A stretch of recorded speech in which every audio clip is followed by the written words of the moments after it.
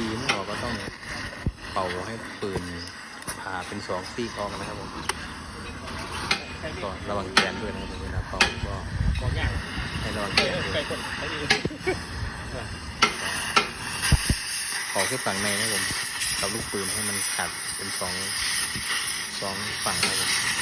ผมก็ค่อยๆส่งออกแล้วบีบก็ได้ส่งก็ได้นะครับผมโดนไฟแล้วก็ออกง่ายครับผมก็ลองทำดูครับวิธีนี้ก็วิธีนึงที่ประหยัดเวลาแรงงานครับผม